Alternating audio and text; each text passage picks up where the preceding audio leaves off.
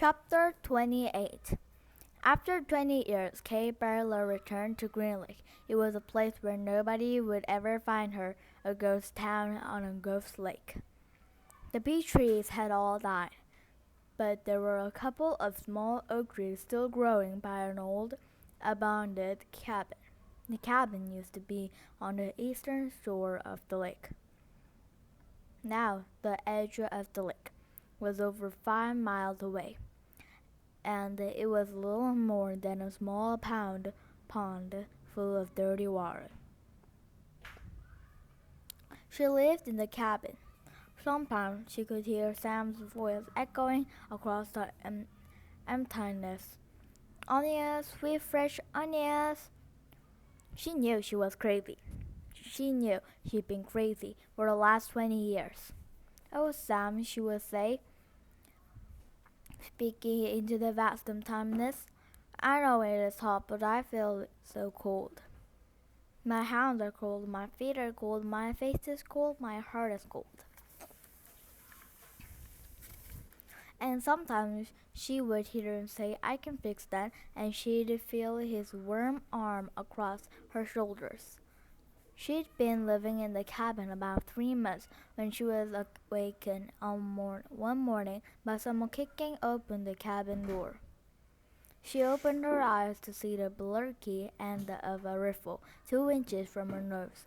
She could smell Trot Walker's dirty feet. You've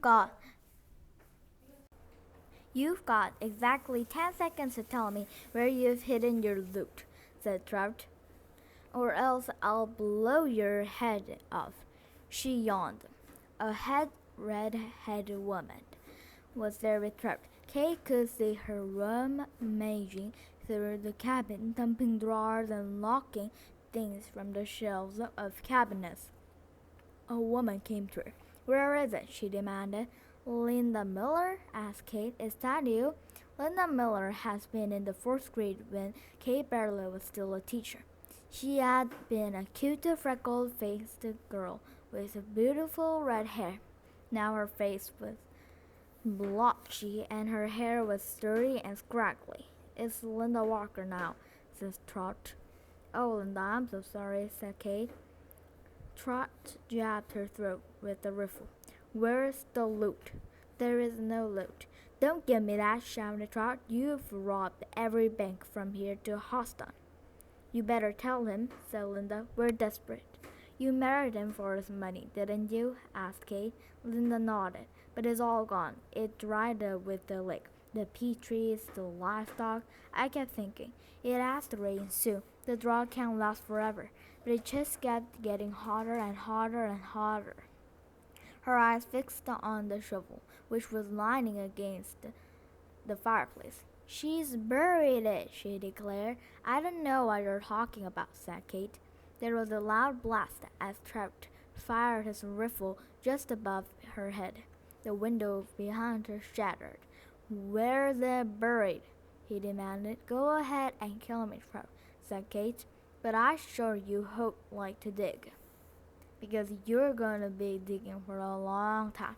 It's a big wasteland out there. You and your children and their children can dig for the next 100 years and you'll never find it."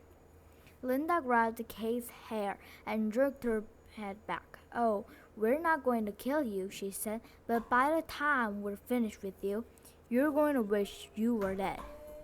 "I've been wishing I was dead for the last 20 years, said Kate.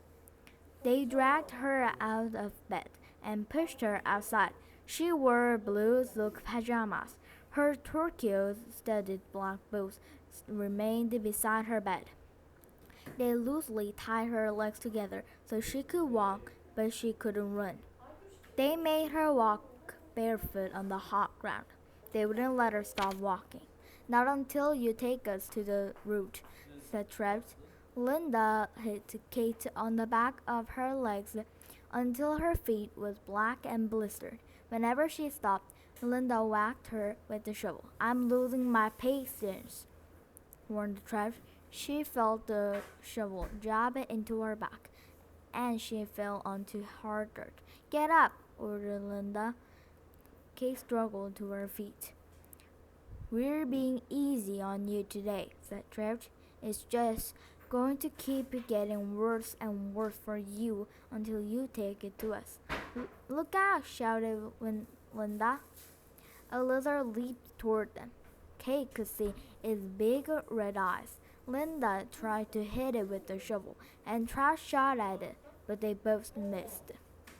The lizard landed on Kate's bare ankle. Its sharp black teeth bit into her leg. Its white tongue lapped up the droplets of blood that leaked out of the wand. Kate smiled. There was nothing they could do to her anymore. Start digging, she said. Where is it? Linda screeched. Where'd you bury it? Trout demanded.